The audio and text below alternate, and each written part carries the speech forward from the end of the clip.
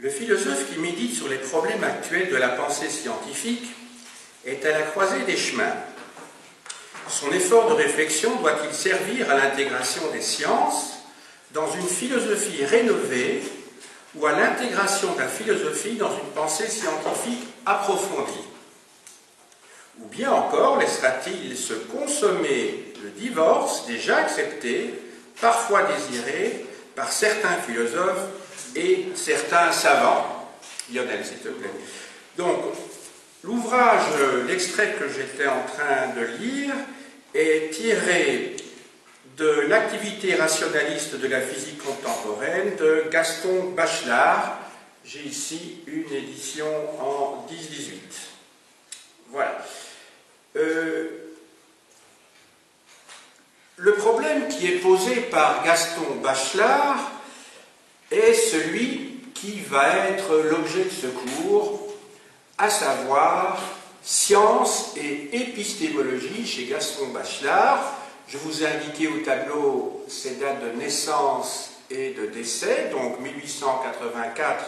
1884-1962, et c'est un problème tout à fait essentiel qui s'est d'ailleurs posé depuis des siècles et des siècles, et qui a fait l'objet d'un ouvrage qui a fait d'ailleurs du bruit, qui a eu beaucoup de succès, La Nouvelle Alliance de Ilya Prigogine et Isabelle Stengers, paru chez Gallimard. Qui est Gaston Bachelard? Gaston Bachelard est en fait un personnage qui a eu un parcours de vie tout à fait original. Il était d'abord employé des postes, et puis c'est sur le tard qu'il a décidé de faire des études de philosophie, de passer l'agrégation, de présenter un doctorat, et il a fini comme professeur à la Sorbonne, où il a eu de nombreux disciples. L'évolution de sa pensée, maintenant. Je vais l'aborder en analysant trois ouvrages. Un de 1934, un de 1938 et enfin un de 1954.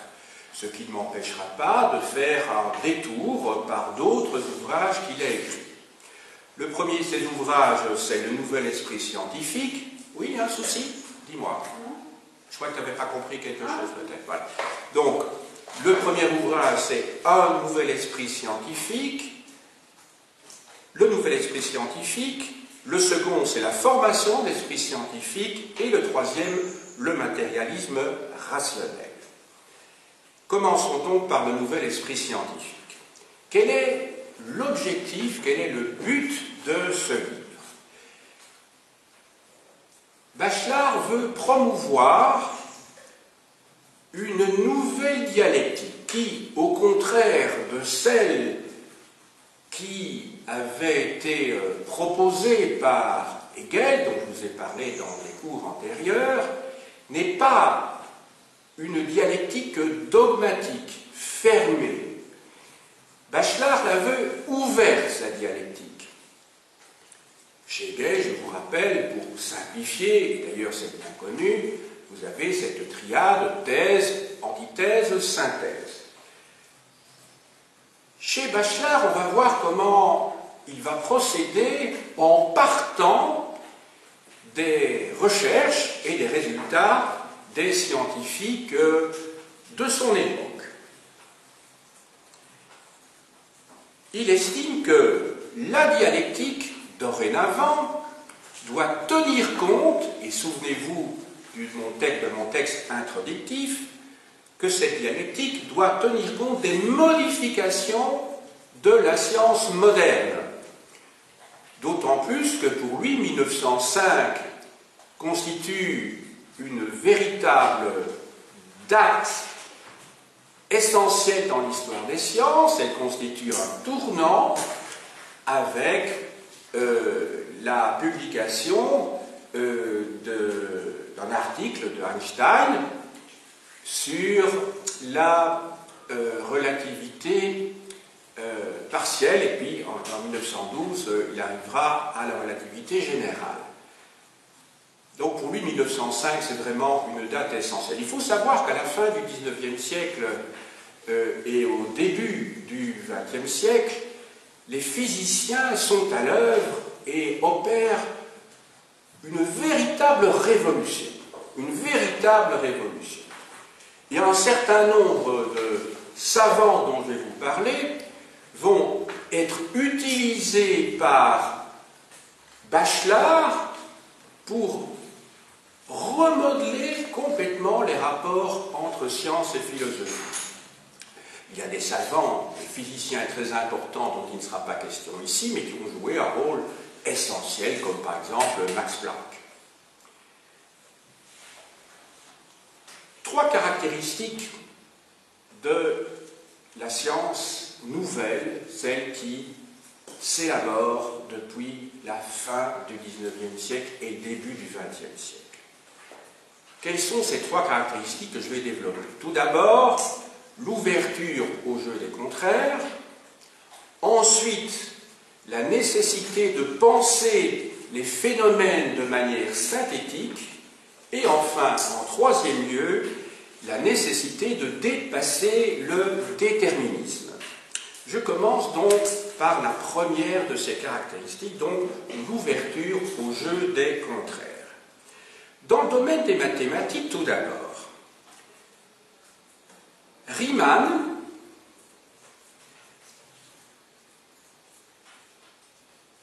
de par le fait qu'il invente et adhère à une géométrie non euclidienne et met en place une géométrie sphérique, va contredire et va rendre invalide la cinquième proposition des éléments d'Euclide.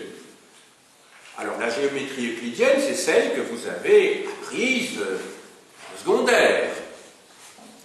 La cinquième proposition des éléments d'Euclide est la suivante. Par un point qui se trouve en dehors d'une droite, ne peut passer qu'une et une seule parallèle à cette droite initiale. Or, dans le cadre de la géométrie sphérique non euclidienne, tout cela est invalidé. C'est le premier élément qu'utilise Bachelard pour montrer que le jeu des contraires va bouleverser la philosophie, le raisonnement philosophique, le cartésianisme si vous voulez, mais d'autres philosophes également, pour lequel il ne pouvait pas y avoir deux choses qui soient, deux propositions qui soient vraies en même temps, mais ici dans des systèmes différents. Prenons le cas maintenant de la physique. Il prend le cas de la théorie d'Einstein dont je vous ai parlé tout à l'heure, la théorie de la relativité qui est mise au point à partir de 1905 et qui est complétée en 1912, et ensuite la théorie d'Heisenberg. Ce sont des très grands physiciens donc de la première moitié du XXe siècle. Vous avez déjà entendu parler, très certainement, de la théorie de la relativité d'Einstein, qui invalide le système de Newton, et plus particulièrement sa notion de simultanéité absolue et de masse comme invariant. Je vais peut-être vous montrer d'ailleurs au cours de mon exposé les ouvrages auxquels se réfère Bachelard et qui vous permettront alors là de creuser le jour où vous aurez le temps, et si le cœur vous en dit, je ne sais pas si vous en dira jamais, mais bon, je vous montre quand même mes sources, hein, c'est la moindre des choses pour un professeur. Alors, Hegel, la dialectique, ça se trouve en particulier, cette théorie, dans la phénoménologie de l'esprit, c'est un ouvrage que je vous ai déjà montré, paru chez Flammarion. Ben, il y en a bien d'autres éditions, hein, c'est une édition ici bon marché. C'est un gros ouvrage, hein, il fait près de 700 pages. La relativité d'Einstein, moi j'ai une vieille édition en français, puisqu'il est écrit en allemand, donc la théorie de la relativité est écrite en allemand, mais je veux dire, il a vulgarisé en anglais, puisqu'il est parti aux États-Unis, hein, comme vous le savez, puisqu'il a dû fuir, comment dirais-je, les positions, les persécutions antisémites à partir de 1933. Donc, vous pouvez utiliser, attention, hein, c'est pas un ouvrage compliqué, hein. Vous savez, les grands esprits parviennent à expliquer des choses compliquées de manière simple. Si vous avez quelqu'un qui explique des choses de manière compliquée devant un public qui sait ne pas être compétent, ben c'est que lui-même n'y comprend peut-être pas grand-chose. Il y a toujours moyen d'expliquer. C'est vrai qu'un certain nombre de concepts, à un certain niveau d'explication, sont indispensables. Hein. Ça va de soi. Mais en tout cas, Einstein, dans le bouquin que je vais vous montrer ici, est tout à fait lisible. Voilà, la théorie de la relativité est exposée ici, dans la petite bibliothèque Payot. Vous avez aussi un ouvrage qu'il a écrit avec Leopold Infeld, L'évolution des idées en physique, dans la même collection. C'est très lisible aussi. Alors autant retourner à la source, plutôt que de lire une histoire de la science écrite par quelqu'un qui est historien et qui peut avoir un point de vue tout à fait original. Hein. Parfois c'est intéressant d'essayer de comprendre la théorie de quelqu'un à partir de ses propres écrits et resituer dans une évolution plus longue. C'est le cas de cet ouvrage-ci. Alors, je vous ai parlé de Newton également. Je vous montre ici une édition de la traduction en français, parce que l'ouvrage a été écrit en latin en 1687 d'Isaac Newton. Donc, ce sont les principes mathématiques de philosophie naturelle. Donc, en latin, Principia Mathematica, c'est édité chez Christian Bourgois. Et alors, j'allais aborder, je crois, Heisenberg, en français, un ouvrage tout à fait lisible qui est au cœur de notre propos aujourd'hui, c'est Philosophie et Physique et Philosophie, publié chez Albin Michel dans la collection Sciences d'aujourd'hui. Vous savez, quand on ne se sent pas une âme de scientifique, ce sont vraiment des ouvrages qu'il faut lire et qui vont vous réconcilier peut-être avec quelques difficultés que vous pouviez avoir en secondaire, parce que c'est très lisible. C'est très lisible, et c'est un prix Nobel. Hein. Einstein aussi, prix Nobel. Hein. Donc ce sont des grands messieurs, hein, mais qui ont écrit d'une manière tout à fait limpide. Voilà. Alors, Heisenberg, lui, a inventé la mécanique ondulatoire, et dans ce cadre-là, il va invalider, lui aussi, des positions de la philosophie et de la physique classique. En effet, dans sa théorie, Heisenberg explique et montre que la place des électrons n'est pas déterminée avec certitude, et que si on peut déterminer la place des électrons, on ne peut pas le faire à partir de la vitesse et inversement. Alors que dans la physique classique, il y a un lien étroit entre la vitesse d'un corps et sa place dans l'espace. Lui, il montre que ce n'est pas le cas. Ceci dit, tous les physiciens de son époque ne sont pas d'accord. Hier, pour préparer cette leçon, j'ai regardé sur Internet une interview d'un grand physicien dont je vais vous parler un peu plus tard, Louis de Broglie, a donné en 1967, donc à l'Institut de France. Il avait déjà, enfin, il paraît très vieux, mais en fait, il n'avait que 75 ans. Hein, donc, voilà. Mais à l'époque, les gens étaient très guindés. Il y avait encore comment dirais-je, un col, vous savez, cassé, comme on en avait dans les années 1920-1930. Lui-même a vécu jusqu'à 95 ans, vous imaginez, mais il a une pensée tout à fait audible, intelligible, voilà. J'ai cru, mais vous savez, il faut se méfier parfois, et ça relève à la fois de la philosophie et de la psychologie. Il m'a semblé rencontrer Louis de Broglie à la Bibliothèque nationale, mais quand il avait 85 ans. Alors la question, je me suis dit, a posteriori, était-ce bien lui? En tout cas, c'était quelqu'un qui nous semblait comme un frère, puisqu'il est mort assez âgé, hein, je vous ai dit 95 ans. Puis je me dis, mais non, c'est peut-être un fantasme. A posteriori, je me dis ça maintenant. À l'époque, je me suis dit, mais c'est lui, quoi, c'est tout à fait lui. Mais je me dis qu'à posteriori, j'ai peut-être idéalisé, déformé peut-être le visage de quelqu'un, parce que vous savez, quand on a un jeune doctorant comme ça, rencontré, voilà, mais vous savez, bon, certains aiment bien s'approcher d'une star, Johnny Hallyday ou autre, et moi, à l'époque, ben voilà, je suppose, mais c'était peut-être lui aussi, hein, c'était quelqu'un qui nous semblait comme vous, parce qu'il a une tête très caractéristique, hein. Enfin, voilà, quoi. Mais enfin, il faut se méfier, donc il faut se remettre en question aussi, mais pour moi, c'était lui, hein, c'était lui. Mais je me dis, il est passé quand même comme ça, 85 ans, enfin, c'était quand même 10 ans avant son décès, donc c'était matériellement possible. C'était dans les années 70, quelque chose comme ça, quand j'étais étudiant. Je travaillais à la Bibliothèque nationale, mais voilà. Enfin voilà, donc petite parenthèse qui est sans aucun intérêt pour le cours que je suis en train de vous donner pour l'instant. Ça me vient à l'esprit, c'est une association qui relève peut-être plus de la psychanalyse que d'autres choses. Donc voilà ce que j'étais en train de vous expliquer pour Heisenberg. Donc vous aviez bien retenu. Ah oui, mais voilà, je ne vous ai peut-être pas, parce que si je vous ai parlé de Louis de Broglie, c'était pas pour rien. Hein, c'était parce que lui, dans l'interview que j'entendais, donc hier chez moi sur Internet, il expliquait que lui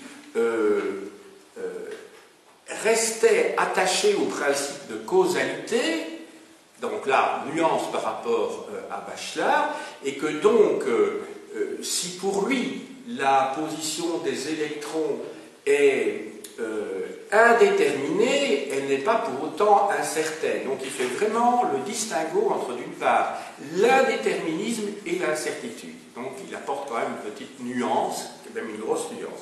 Je vous le dis parce qu'il va être question dans quelques instants de Louis de Broglie, justement. Voilà. Donc vous avez bien retenu, première caractéristique de la science nouvelle, c'est donc l'ouverture au jeu des contraires. Bachelard le démontre à propos donc d'une part de Riemann qui s'oppose à Euclide, de Einstein qui s'oppose à Newton et de Heisenberg, enfin, ces deux derniers donc dans le domaine de la physique.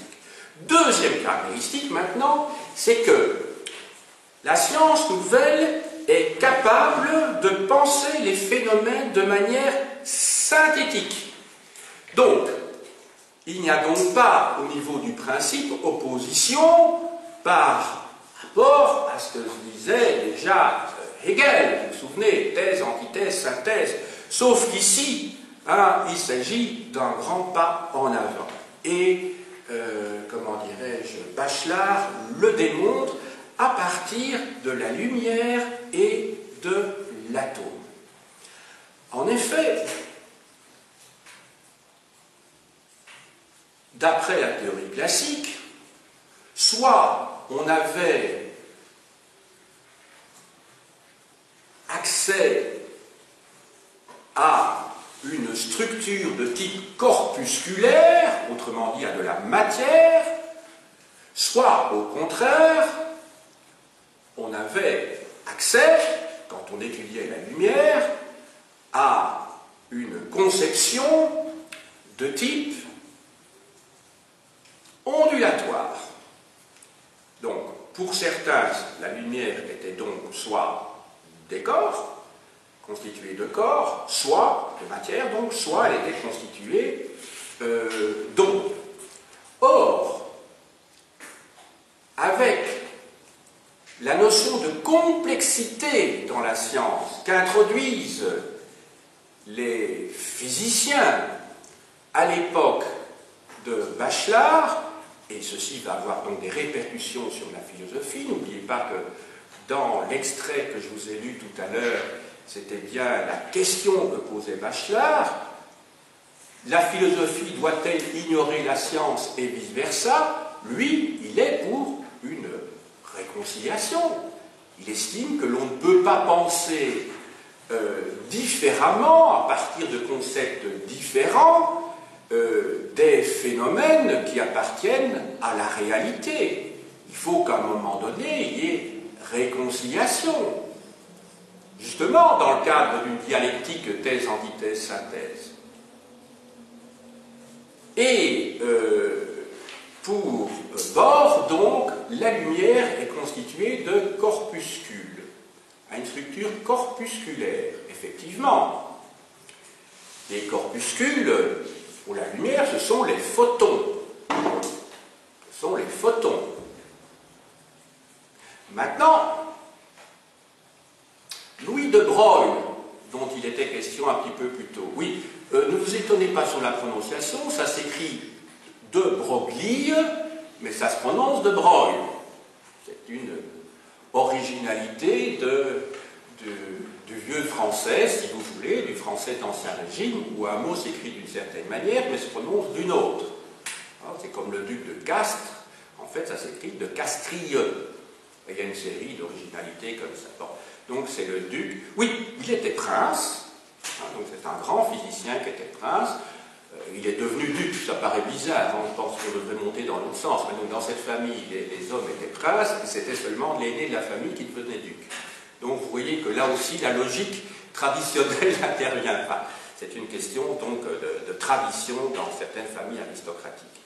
Alors, donc lui montre que la lumière a des structures ondulatoires, donc d'ondes, et que l'on peut considérer, analyser la lumière comme des paquets d'ondes en fait. Ceci se retrouve d'ailleurs dans la structure de l'atome.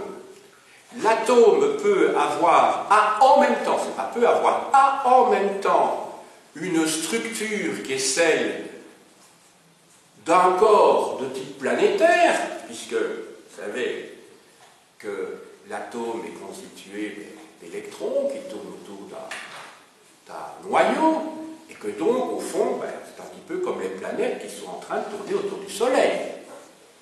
Ça va? Donc c'est comme un corps céleste, sauf que c'est à un niveau microscopique.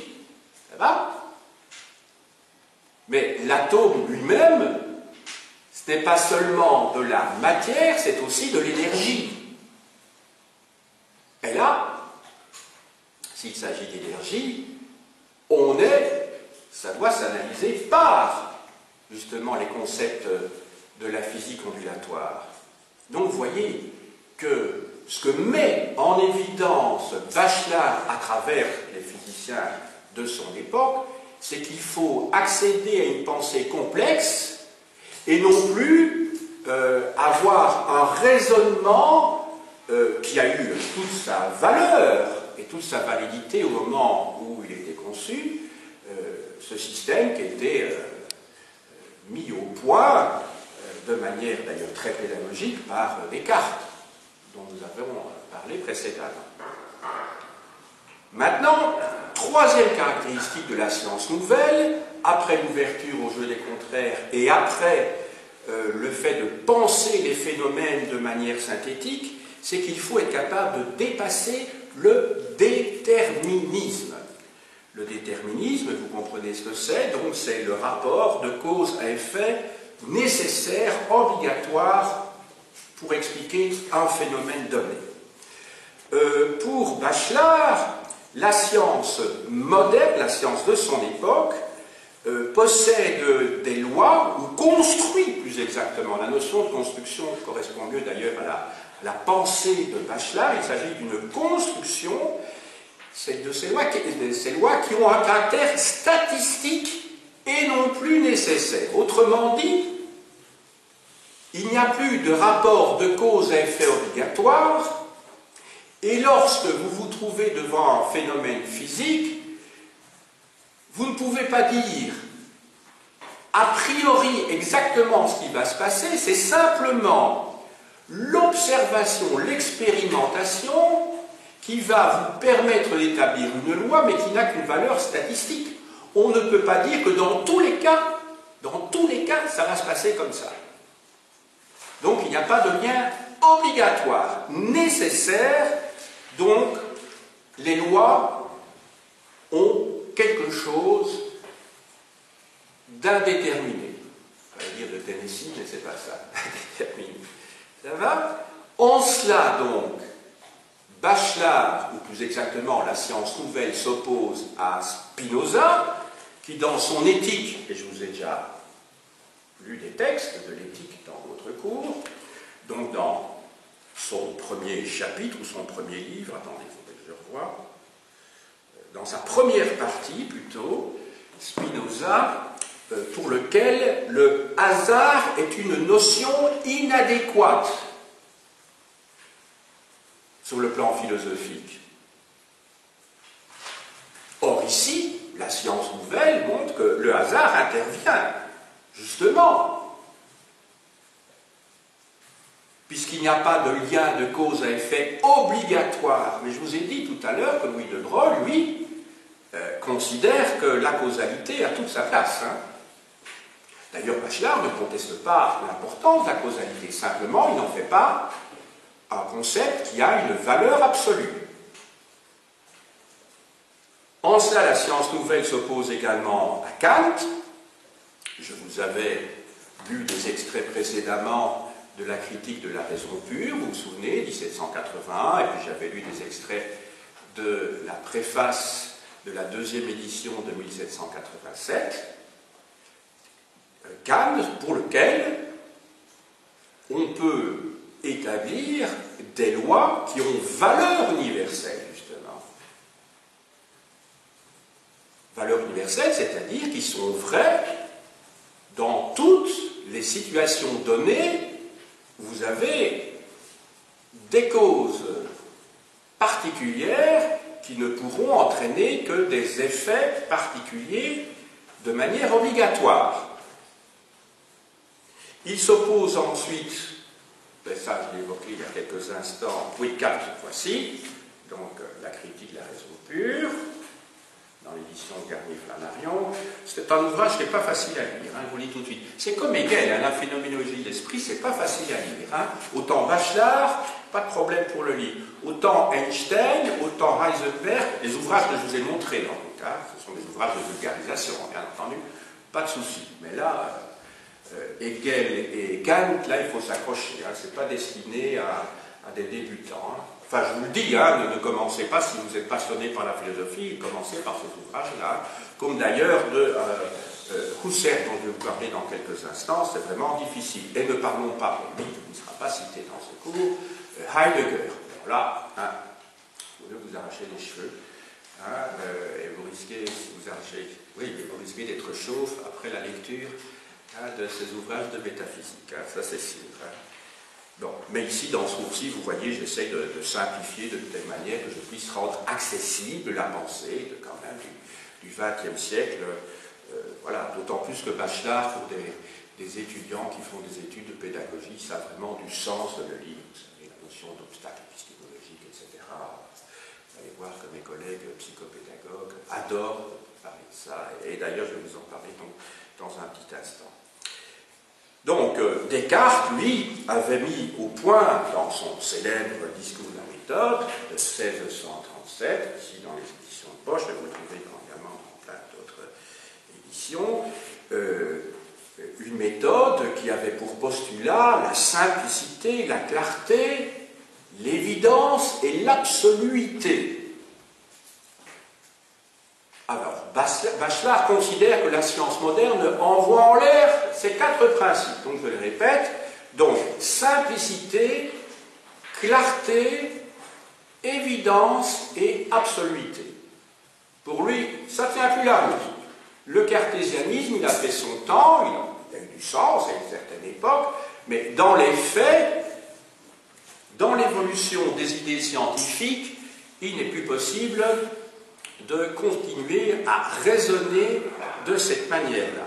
De la même manière, Auguste Comte, qui a fait l'objet du cours de la semaine dernière, vous vous souvenez, je vous avais dit que son cours est publié de philosophie positive à partir de 1830, eh bien, là aussi, Comte est complètement dépassé. Vous vous souvenez, la place qu'avait la rationalité, justement, chez Comte, hein, qui voulait tout mettre dans une boîte, y compris l'étude de la société. C'est lui qui a inventé la sociologie dite moderne.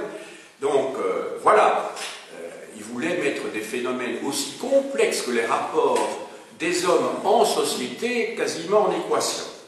Vous voyez, ça pose quand même un petit peu problème. Hein. En tout cas, pour Bachelard, c'est de l'ordre, pas seulement un idéal inaccessible, c'est que ça n'a pas de sens. Il n'y a pas moyen d'établir des lois dans ce cas-là, parce qu'il y a une place à l'indétermination que j'évoquais tout à l'heure.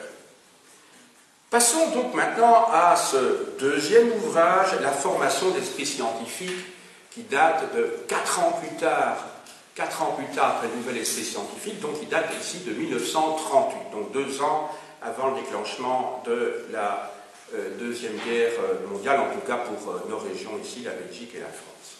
Quel est l'objectif de l'ouvrage? Quel est son but? L'objectif, c'est d'expliquer que la logique du progrès des sciences se fait parallèlement à la logique de ces erreurs. Autrement dit, les erreurs sont nécessaires. Je vais vous lire, et je tire des extraits justement de l'ouvrage que je vais analyser avec vous très brièvement, donc de la formation d'esprit scientifique, tiré de l'édition Vrins, je vous montre. C'est un ouvrage tout à fait accessible, vous savez. Il ne faut pas être philosophe pour le lire. Hein. Voilà ce qu'il dit de l'erreur dans son discours préliminaire, ici page 11, dans l'édition que j'ai devant les yeux. Nous n'hésiterons donc pas, donc le nous c'est Bachelard, hein, à inscrire au compte de l'erreur ou de l'inutilité spirituelle, ce qui n'est pas loin d'être la même chose.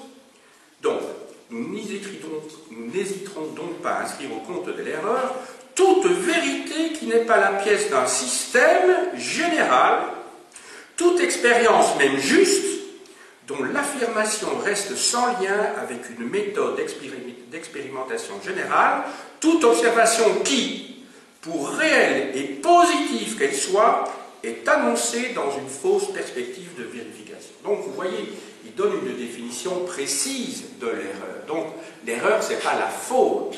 Hein, c'est vraiment un comportement, une attitude de l'esprit, et il vous explique donc, c'est d'abord une vérité qui n'est pas la pièce d'un système général, 2, toute expérience dont l'affirmation reste sans lien avec une méthode d'expérimentation générale, et 3, toute observation qui, pour réelle et positive qu'elle soit, est annoncée dans une fausse perspective de vérification.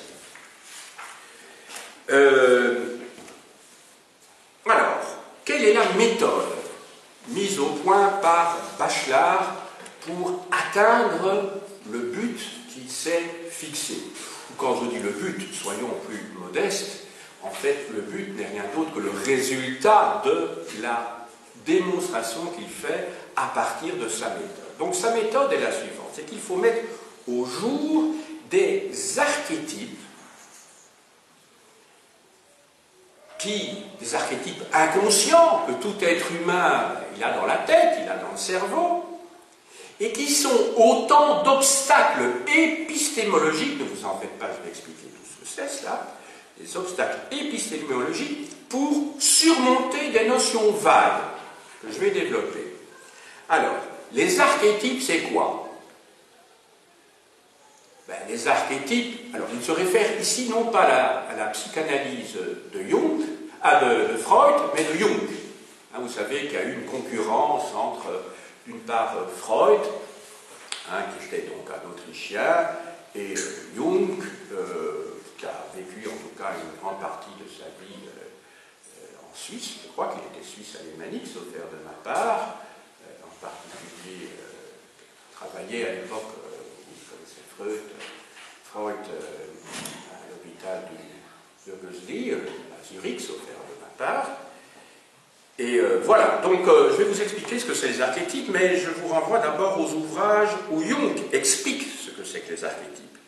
Donc, toujours dans la petite bibliothèque Payot, l'homme à la découverte de son âme, la psyché. Donc Jung vit entre 1875 et 1961. Et ça se lit sans difficulté, vous savez. Et dialectique du moi et de l'inconscient, en idée Gallimard. Si vous voulez, la grande différence qui existe entre Freud et Jung, c'est que pour Freud, l'inconscient est avant tout, mais pas seulement, hein, avant tout un phénomène de type individuel. Autrement dit, lorsque vous faites une psychanalyse freudienne, vous êtes allongé sur un divan et le psychanalyste va essayer de comprendre les associations libres, les liens entre les associations libres que vous faites sur le divan, mais qui sont associations qui sont révélatrices de votre inconscient à vous. Tandis que chez Jung, l'inconscient, ou plutôt les associations que vous allez faire, relèvent, pas seulement d'ailleurs, mais surtout d'un inconscient collectif, et non pas d'un inconscient individuel. Alors, je n'ai pas dit que Freud s'opposait au concept d'inconscient collectif. Simplement, l'objectif qu'il vise, c'est de résoudre votre névrose. Ce n'est pas la névrose de l'humanité. Tandis que Jung, lui, il voit apparaître dans les associations des figures qui, à ses yeux, remontent à la nuit des temps. Il y a certains archétypes. Vous comprenez ce que c'est un archétype? C'est-à-dire des images très anciennes et auxquelles adhèrent inconsciemment tous les individus. Par exemple, la figure du dragon. Je prends cet exemple-là. Eh bien, le fait que les enfants rêvent de dragons avant d'avoir vu des dessins animés où il y a des dragons, parce que sinon vous me dites, voilà, c'est du bourrage de crâne, hein, par Walt Disney, non? Eh bien, pour lui, révèle en fait quelque chose qui remonte à une période très lointaine, non pas où il y avait des dragons comme on les voit maintenant dans les dessins animés, mais en tout cas une structure mentale qui est commune à l'humanité. Et on pourrait prendre beaucoup d'autres exemples. Eh bien donc, chez Bachelard, cette idée d'archétype, il l'emprunte à Jung, et cette idée d'archétype, il l'utilise comme modèle de ce que lui appelle des obstacles épistémologiques, c'est-à-dire des obstacles que tout être humain a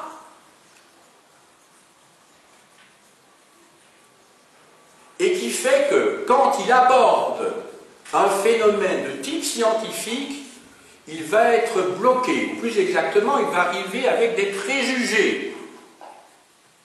Et le rôle, justement, de la philosophie de Bachelard sera de lever ces préjugés pour aller plus loin.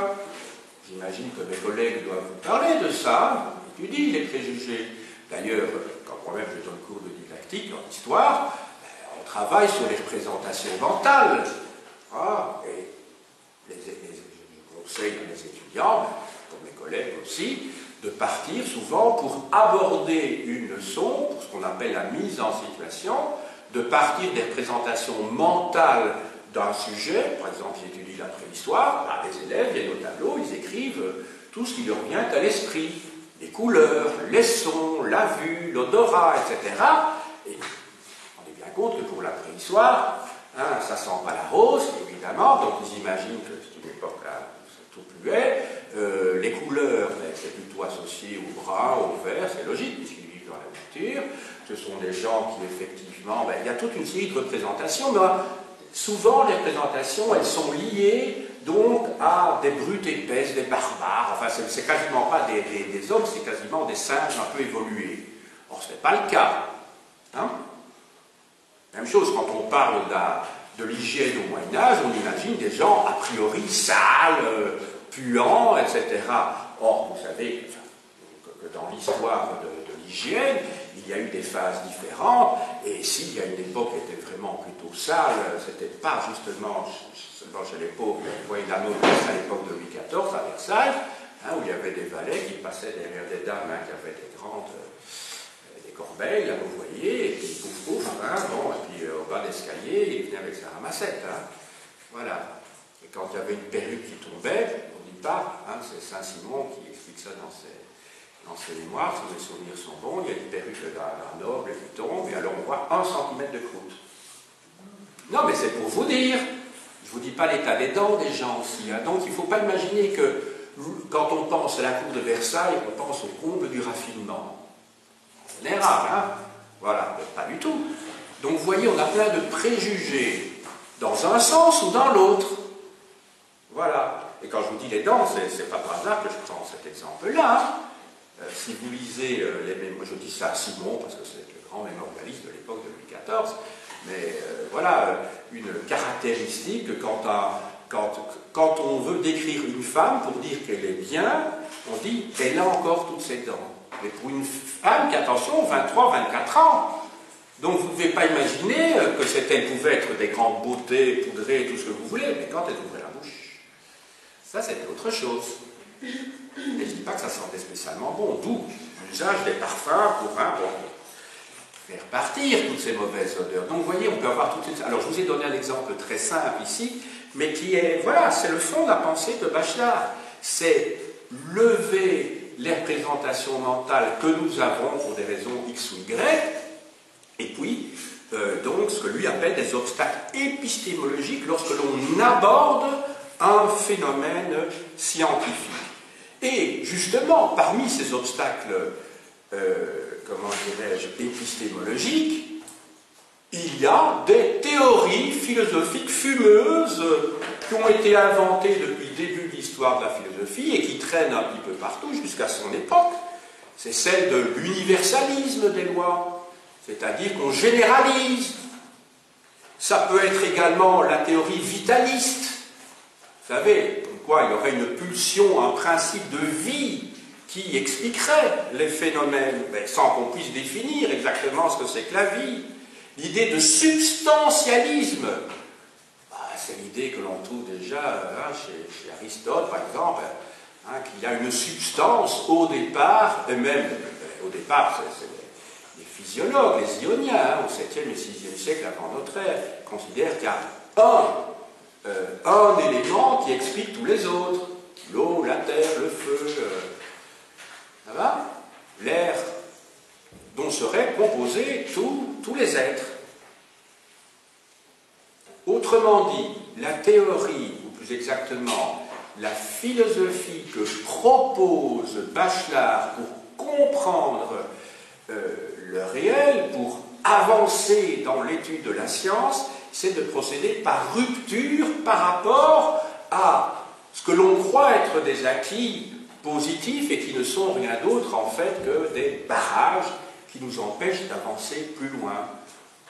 Si vous voulez, quand on pose un problème, on n'imagine pas qu'on aurait pu le poser autrement. Or, on peut poser les problèmes autrement, c'est une question, une tournure d'esprit. On peut poser les problèmes autrement. Il y en a qui sont doués, mais là, ça ne relève pas de la méthode de Bachelard, mais pour poser les problèmes autrement, quand vous pensez les hommes politiques, on leur pose une question embêtante. Ils ne répondent pas à la question, ils vont parler de tout à fait autre chose. Poisson, le poisson dans l'eau. Alors évidemment, ça, c'est pas du tout la théorie de Bachelard, qui est quelqu'un de très rigoureux, mais peut-être qu'ils vont déplacer la problématique, parce que la première problématique, elle dérange. Mais ça, mon exemple n'est pas bon, parce qu'eux, ils font de la rhétorique, c'est pas un problème d'argumentation.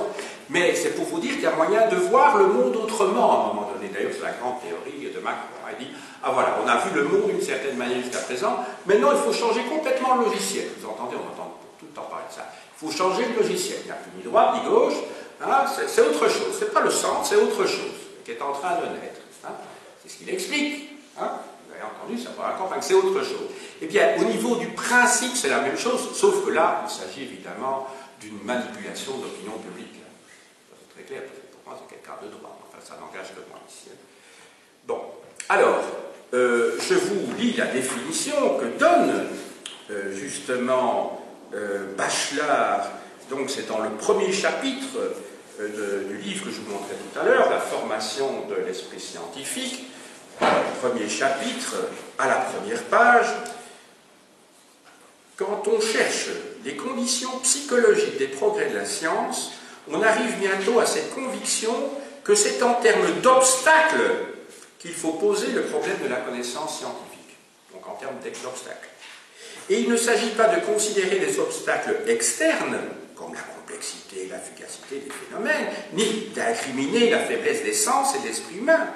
C'est dans l'acte même de connaître intimement qu'apparaissent par une sorte de nécessité fonctionnelle des lenteurs et des troubles. C'est là que nous montrerons des causes de stagnation et même de régression. C'est là que nous décèlerons des causes d'inertie que nous appellerons des obstacles épistémologiques. La connaissance du réel est une lumière qui projette toujours quelque part d'ombre. Elle n'est jamais immédiate et pleine. Les révélations du réel sont toujours récurrentes. Le réel n'est jamais ce qu'on pourrait croire, mais il est toujours ce qu'on aurait dû penser. Ça, vous pouvez peut-être le noter, cette phrase-là, je vous la dicte. Hein. Le réel n'est jamais ce qu'on pourrait croire, donc le réel n'est jamais ce qu'on pourrait croire, mais il est toujours ce qu'on aurait dû penser. Et puis il continue, hein, ce que je vous lis ici, ça se trouve donc dans le premier chapitre, page 13, dans mon édition, qui s'intitule « La notion d'obstacle épistémologique, plan d'ouvrage ». Donc pour ceux qui n'auraient pas tout noté, le réel n'est jamais ce qu'on pourrait croire, mais il est toujours ce qu'on aurait dû penser. Donc là, voilà. Alors un petit peu plus loin, page 23, puisque moi c'est une édition ici qui n'est pas l'édition de 1938, hein, c'est une édition de 1970. Bon. Voilà, qui correspond à mes années d'études. Donc voilà, donc on achète évidemment ce qu'on a sous la main dans les librairies à ce moment-là. Donc ici, dans le chapitre 2, qui s'intitule « Le premier obstacle, l'expérience première ». Dans la formation d'un esprit scientifique, le premier obstacle, c'est l'expérience première. C'est l'expérience placée avant et au-dessus de la critique qui, elle, est nécessairement un élément intégrant d'esprit scientifique. Puisque la critique n'a pas opéré explicitement, l'expérience première ne peut en aucun cas être un appui sûr. D'ailleurs, c'est peut-être utile que je vous lise la table des matières, comme ça vous verrez un petit peu, vous allez voir que c'est ce que je vous ai résumé d'ailleurs, hein, parce que mon cours est tiré entre autres de ce livre-ci. Donc chapitre 1er, la notion d'obstacle épistémologique, plan d'ouvrage. Chapitre 2, le premier obstacle, l'expérience première. Chapitre 3, la connaissance générale comme obstacle à la connaissance scientifique. Chapitre 4, un exemple d'obstacle verbal, l'éponge. Extension abusive des images familières. 5. La connaissance unitaire et pragmatique comme obstacle à la connaissance scientifique. 6. L'obstacle substantialiste, je vous en ai parlé tout à l'heure. 7. Psychanalyse du réaliste. 8. L'obstacle animiste. Oui, l'animiste, vous savez ce que c'est considérer en fait qu'il y a des forces dans la nature, qu'il y a... quand vous abordez, vous êtes dans une forêt, et voilà, il y a une source, et là vous imaginez qu'il y a un esprit de la source, l'esprit de la pierre, l'esprit des arbres, vous entendez du vent, mais non, plutôt que de considérer que c'est un phénomène naturel, un déplacement d'air dans l'espace, hein, mais non, là vous allez dire c'est l'esprit de tel ou tel lieu ou telle divinité. Donc ça c'est un obstacle. Or, ici, je vous ai donné des exemples, comment dirais-je, qui sont flagrants. Évidemment, vous allez dire, ben oui, tout ça, hein, ça c'est bon pour les primitifs, entre guillemets, mais nous, dans notre vie quotidienne, nous sommes constamment aussi des animistes sans nous en rendre compte. Nous introduisons constamment des notions qui ne sont pas démontrables et qui pourraient faire l'objet d'une analyse scientifique. Et donc, nous avons constamment, regardez, écoutez un petit peu les gens dans les conversations, vous allez voir que constamment, ils font référence à des éléments de type vitaliste, animiste, etc. Ils disent, moi je pense qu'il y a une force, etc. Surtout quand on se met à parler de la religion, etc. En disant, oui, moi je ne crois pas en Dieu, mais enfin je crois qu'il y a une force dans l'univers, etc. Vous avez entendu ça, hein, dans l'univers qui nous attire, etc. Voilà. Voilà, alors je termine. Le mythe de la digestion, libido et connaissance objective, les obstacles de la connaissance quantitative, et enfin, chapitre 12, objectivité scientifique et psychanalyse. Oui, parce que ce que je ne vous ai pas dit, c'est que ce livre a un sous-titre, qui est « Contribution à une psychanalyse de la connaissance objective ». Donc, contribution à une psychanalyse de la connaissance objective. Et donc, en fait, ce sous-titre, ben, il renvoie non pas à la psychanalyse freudienne, comme je disais tout à l'heure, mais à une psychanalyse de type jungien, c'est-à-dire qu'il faut essayer de retrouver les archétypes inconscients qui font barrage dans notre cerveau et qui nous empêchent d'aborder des phénomènes naturels d'une manière distancée. Donc en faisant abstraction de notre moi. Alors, enfin, j'en ai terminé avec ce livre-là. Troisième ouvrage, 1953, le matérialisme rationnel. Le matérialisme rationnel, 1953. Pour Bachelard, et c'est donc là le troisième élément qu'il met en évidence pour montrer le lien nécessaire qui doit unir philosophie et science, c'est que la conscience doit être abordée à partir du matérialisme. Autrement dit,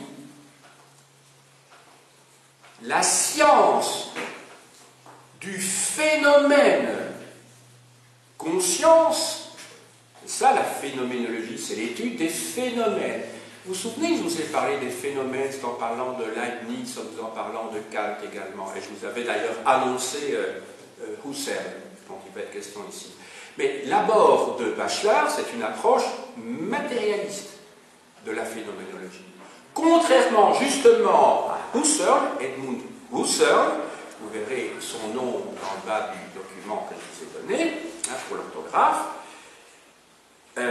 Pour Husserl, la phénoménologie est, de son point de vue, est abordée par le biais de l'idéalisme, donc le contraire du matérialisme, qui s'appelle la phénoménologie transcendantale. Oui, c'est des mots très savants, mais c'est vrai que Husserl n'est pas facile à lire, hein, je vous le dis tout de suite, je l'ai déjà dit d'ailleurs dans mon introduction.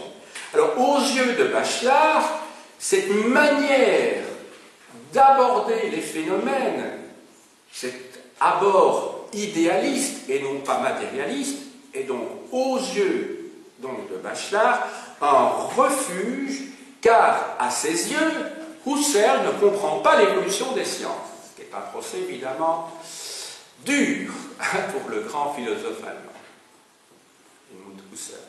Parce qu'il dit, mais il ne comprend pas, en fait. Il n'a pas compris l'évolution des sciences. En fait, c'est quelqu'un qui est en retard à ses yeux. Il ne s'est pas encore mis à jour, il n'a pas encore fait son aggiornamento par rapport à la science. Donc, vous voyez, il n'a pas encore vu qu'il fallait comprendre et tenir compte de tous les progrès de la science depuis la fin du XIXe siècle, et qu'à un moment donné, on ne peut plus faire de la philosophie comme ça, qui plane et qui ne soit plus en phase avec la réalité des recherches scientifiques. Or, vous l'avez vu, enfin je vous l'ai expliqué, il y a toute une série de caractéristiques de la science moderne qui remettent en question la manière dont on faisait la philosophie avant. Le rapport à la causalité, le jeu des contraires, la manière scientifique, le déterminisme, etc. Donc on ne peut plus faire de la philosophie depuis le début du XXe siècle, et la philosophie des sciences en particulier, depuis qu'il y a eu ces découvertes. Donc c'est la science qui... les progrès de la science qui obligent les philosophes à repenser leur méthode, à repenser leurs concepts. Ils ne peuvent plus penser de la même manière. Conclusion de mon exposé. Oui, Husserl, pour tout ce que je viens de vous dire, il faut aborder cela par son ouvrage, en particulier « Idées directrices pour une phénoménologie », traduit ici de l'allemand par Paul Ricoeur, qui est le maître à penser d'Emmanuel Macron, puisque Emmanuel Macron était l'assistant de Paul Ricoeur, qui a traduit Husserl, donc vous voyez peut-être une sorte de philosophie. Oui, vous savez que Macron, c'est quelqu'un évidemment qui est extrêmement intelligent et malin, ça je crois que tout le monde est d'accord là-dessus, mais il a un petit côté comme ça, mystique. Et je crois qu'il faut remonter Ricoeur, et au-delà de Ricoeur, peut-être Husserl. Voilà.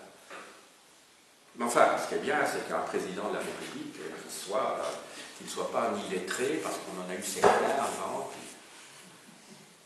pensez à Nicolas Sarkozy. Vous savez que François Hollande, c'est quelqu'un qui ne lit pas. Tandis qu'ici, c'est quelqu'un qui a beaucoup lu. Pourquoi? Parce que c'est quelqu'un qui parvient à travailler très vite. Vous avez vu, le jour où il est arrivé à l'Élysée, à peine François Hollande lui a passé le code, vous savez, nucléaire et tout, François Hollande est out, salut Hollande, hein, qui part avec sa bagnole, et puis alors on voit Macron qui arrive, il retourne à l'Élysée, et il est monté les escaliers à toute allure, disant ben, il n'y a plus de minutes à perdre, c'est un homme hyper actif, hein, il dort très peu pendant la nuit et tout, donc en fait, il lit vite, mais il dort peu en plus, ça. Donc vous voyez, il a accumulé plein de choses, donc c'est un homme hyper intelligent, ça je crois que personne ne le met en doute. Mais bon, il a quand même, il n'en demeure pas moins qu'il a une philosophie hein, qui est manifestement influencée par ses maîtres. Ça c'est tout à fait clair. Donc voilà, je ne vous ai pas encore montré l'ouvrage, je crois. Alors ça c'est un ouvrage difficile, par contre. C'est pas comme Bachelard. Hein. Et alors, celui qui succède à Husserl, alors là c'est Heidegger, alors là, c'est touffu. D'ailleurs, die Heide en allemand, c'est la bruyère, hein, sauf erreur de ma part, donc c'est un truc, une plante très... Enfin, voilà. Alors, conclusion, c'est que, comme je vous le disais, Bachelard est un philosophe qui réconcilie dans le cadre d'une nouvelle alliance, la philosophie et les sciences contemporaines, les sciences de son époque. Pour lui, il ne peut pas y avoir d'hiatus. Il n'est pas possible que l'esprit humain invente des concepts qui ne soient pas en phase avec l'observation, la compréhension et la théorisation du réel par les scientifiques. C'est pas possible. Pour lui, ben voilà. Le monde est un, même si ce un, entendons-nous bien, d'après tout ce qu'il a expliqué, est très complexe. Très complexe, hein. Il n'a pas du tout une vision simpliciste hein, de la réalité. Mais simplement, il dit c'est pas possible à un moment donné, à moi de devenir schizophrène. Alors d'un côté, il y a les philosophes qui croient que bon, hein, le monde est comme ça, alors que les physiciens montrent que le monde n'est pas comme ça. Ce sont des fous, alors, hein, on est bien d'accord. Hein. Et alors, effectivement, vous pouvez vous perdre dans des tas de raisonnements. Qui sont plus en prise avec la réalité. Ou bien, ben, vous faites des liens et ça doit aller dans les mêmes sens, dans les deux sens. Il faut que les philosophes comprennent, étudient les raisonnements des scientifiques et vice-versa, parce que les scientifiques ont peut-être des choses à apprendre des philosophes. Donc vous voyez, c'est pour ça qu'on vous parle, je suppose, ou on va vous parler dans vos études, beaucoup d'interdisciplinarité. Ce n'est pas possible, vous savez, de s'enfermer dans une discipline. Ce n'est pas possible.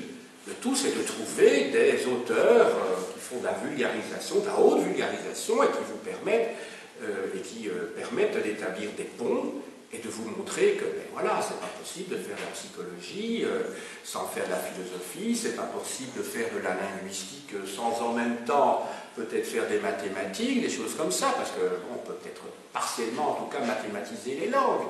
Vous voyez, donc tout est lié. On ne peut pas dire que voilà, le réel est comme ça constitué de petits tiroirs. Il y a le tiroir de la physique, il y a le tiroir des mathématiques, le tiroir de la biologie. D'ailleurs, on fait de la biochimie, on peut faire des études de physique mathématique, etc. Bon, vous êtes médecin, vous pouvez faire en même temps de la biologie, etc. La physique, enfin tout ça paraît évident.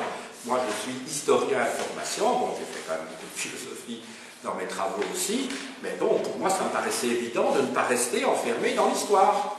C'est pour ça que je me suis spécialisé dans la philosophie de l'histoire, vous voyez. Mais en même temps, m'intéressant beaucoup aux phénomènes littéraires. Mais c'est ça qui est gai aussi, c'est de faire des liens.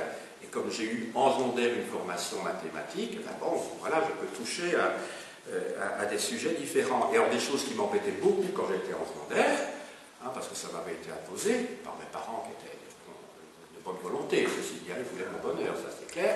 Et bien justement, par le fait que c'était imposé, du coup, j'avais un sentiment de répulsion. Mais maintenant, les années passant, c'est des choses qui m'intéressent et que j'ai envie d'approfondir, parce que maintenant c'est mon choix, vous comprenez? C'est pour ça, j'étais aussi devant une sorte d'obstacle épistémologique. Hein, ça m'était imposé, donc du coup, je ne veux pas. Voilà. Comme j'appartiens à une famille de juristes, hein, juges, avocats, etc. Donc le droit, donc je suis devenu anarchiste. C'est pas sans lien, hein. Il y a un rapport, hein, quand même. Vous voyez, c'est le rapport, on se définit toujours par identification, par opposition à ses parents, souvent, vous êtes d'accord? Soit on devient comme eux, et alors on reproduit, c'est ce qu'on appelle la tradition, soit au contraire on dit non, c'est la rupture. Alors moi je suis un peu comme Bachelard, c'est la fameuse rupture. Hein, pour avancer, voilà. Mais ceci dit, à un moment donné, on se rend compte que même si on croit avoir rompu, il y a des tas de choses, évidemment, qui nous déterminent, socio-économiques, etc. La rupture n'est jamais complète. Hein. On a appris plein de choses quand on était enfant et qui vous restent dans la tête. Et puis vous produisez inconsciemment même des comportements, des gestes. Voilà, parce que vous les avez acquis, voilà, à un moment donné, quand vous étiez enfant, et donc vous faites comme. Hein, par exemple, moi, enfin, c'est une petite parenthèse ici, parce que j'ai encore 2 minutes. Par exemple, moi j'avais un grand-père comme ça qui avait été prisonnier en Allemagne pendant la Première Guerre mondiale, et ils avaient, dans un camp de prisonniers, donc hein, ils avaient faim là, dans ces camps. Hein. Et alors, donc, quand il y avait à table dans ces camps de prisonniers, quand il y avait même des quelques miettes qui restaient, des miettes de pain, ben, ils les mangeaient parce qu'il fallait tout manger. Ceux qui souffraient le plus, c'était les Russes, qui étaient vraiment considérés comme moins que rien par les Allemands. Enfin, les Belges et les Français, ils avaient un statut supérieur. Hein. Et alors, et ça c'est comme ça que je l'ai appris plus tard, je voyais tout le temps mon grand-père, alors qu'il était vieux, il n'avait plus faim du tout, il était constamment en train de lécher le bout de ses doigts pour, à table, récupérer toutes les miettes, vous imaginez. Donc c'était, vous imaginez, donc 40 ou 45 ans après la guerre. Et c'est comme ça que moi, pendant longtemps, je ne comprenais pas pourquoi moi-même j'étais comme ça. Mais oui, c'est un comportement acquis. Donc vous voyez, c'est pour ça que la rupture n'est jamais complète. Et donc c'est comme ça que de génération en génération, on reproduit les comportements, on utilise certaines expressions, on ne sait plus d'où ça vient, et puis on continue à utiliser toujours les mêmes mots dans les phrases, etc. De génération en génération. Donc la rupture, elle n'est jamais complète, bien entendu, heureusement d'ailleurs. Hein.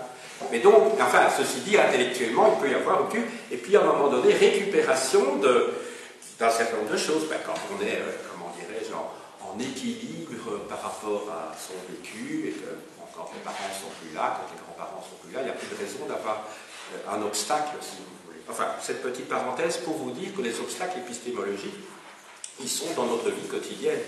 Et que ce n'est pas seulement déterminé par des grands raisonnements, c'est que parfois on a des blocages, on dit non. Hein.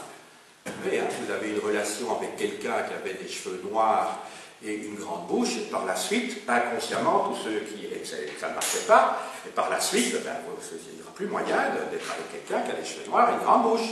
Et inversement, hein, pas pour les garçons, ben justement, ils ne se rendent pas compte que leur maman, ben, elle a des yeux d'une certaine forme, et comme par hasard, ils tombent amoureux de femmes qui ont comme ça. Mais ils ne se rendent pas compte, c'est inconscient tout ça. Vous voyez ce que je veux dire? Donc voilà, ben, ça c'est dans l'autre sens, évidemment. Bon, donc Bachelard a eu un rôle très important, il est mort en 1962, donc maintenant ça fait bon, une cinquantaine d'années, 55 ans. Il a eu une influence sur des personnages comme Sartre, qui, à partir justement de son ouvrage de matérialisme rationnel, a développé sa dimension synthétique. Je vous montre ceci dans son grand ouvrage, parce que, dans son grand ouvrage de philosophie, parce que Sartre est surtout connu par ses romans, ses pièces de théâtre, ses prises de position politiques dans l'engagement, mais Sartre est d'abord un philosophe, il ne faut pas l'oublier. Hein, il a écrit ici un gros ouvrage qui a plus de 700 pages, qui s'intitule « L'être et le néant, essai d'ontologie phénoménologique ». Voilà, ça c'est des choses qu'on ne dit pas vraiment de Sartre, sauf les philosophes, mais donc, vous savez, c'est vrai, quand on pense à Sartre, on pense à les Maxal, les mouches, comment? Oui, Clos, par exemple, à l'enfer c'est les autres, etc., etc. On ne pense pas évidemment, sauf les philosophes, hein, bien entendu. Évidemment, il y a évidemment, l'essai de l'être et le néant, qui répond à l'ouvrage de Heidegger qui s'appelait L'être et le temps. Sein und Zeit. Voilà, Sein und Zeit. Michel Foucault, je crois vous en avoir parlé, a écrit Les mots et les choses, une archéologie des sciences humaines. Donc il est mort dans les années 80, il est mort à 58 ans du sida, grand philosophe français. Cet ouvrage date de 1966, je vais vérifier, c'est bien ça. Et lui utilise très clairement dans cet ouvrage la notion de rupture épistémologique lorsqu'il distingue vraiment la Renaissance d'une part de la science telle qu'elle se construit à partir du XVIIe siècle, et puis il voit une seconde rupture épistémologique au XIXe siècle. Cette période, enfin c'est pas vraiment une période, ce faisceau de démarches pendant ces périodes, d'un siècle, de 2 siècles ou plus, c'est ce qu'il appelle des épistémènes. Le terme épistémologie, je ne vous l'ai pas défini parce que pour moi c'est très évident depuis le début. Hein, donc l'épistémologie, c'est l'étude littéralement du savoir. Épistémè en grec, ça veut dire le savoir. Donc c'est l'étude du comment. Ce n'est pas l'étude du pourquoi, c'est l'étude du comment. Et vous aurez en 3e année, avec un de mes collègues, un cours d'épistémologie, justement. D'épistémologie. Voilà. Alors, quelques petits livres, ou gros livres. Alors, il faut savoir que Sartre s'est beaucoup intéressé dans des ouvrages plutôt de nature poétique. C'est très beau à lire, c'est très agréable, et c'est vraiment beau sur le plan littéraire, aux fameux 4 éléments. Je vous ai parlé tout à l'heure. L'air, la terre, le feu et l'eau. Et ça, évidemment, c'est une tradition qui remonte aux écoles pré-socratiques, 7e, 6e siècle avant Jésus-Christ. Vous avez dans cette édition ici en folio, qui fait près de 900 pages, qui fait 900 pages, donc des extraits de cette pré-socratique. Alors, pour approfondir le sujet maintenant, de John Barrow, pourquoi le monde est-il mathématique chez Odile Jacob? C'est à partir de Galilée et de Newton que le monde devient mathématisable. Parce qu'il est mathématique. On peut l'étudier de matière mathématique parce qu'il est mathématisable en tout cas. Alors de Kuhn, la structure des révolutions scientifiques, chez Jean-Flammarion.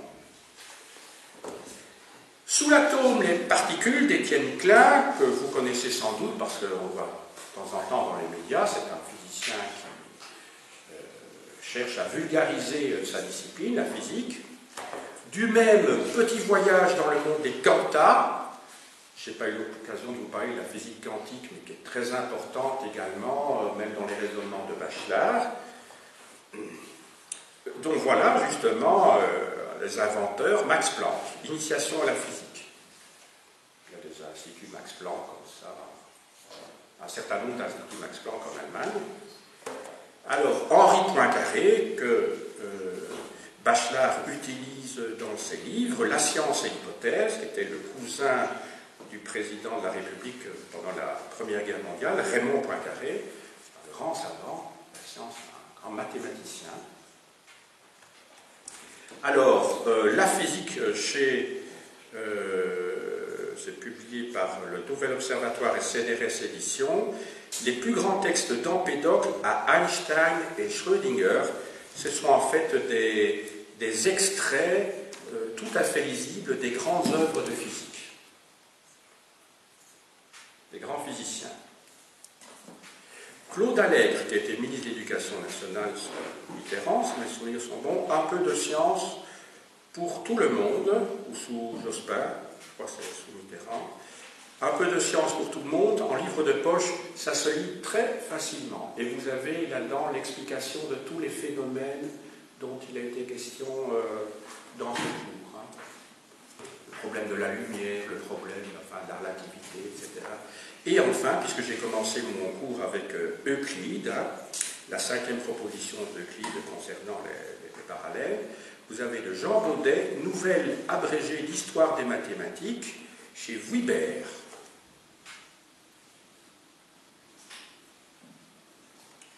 J'ai dit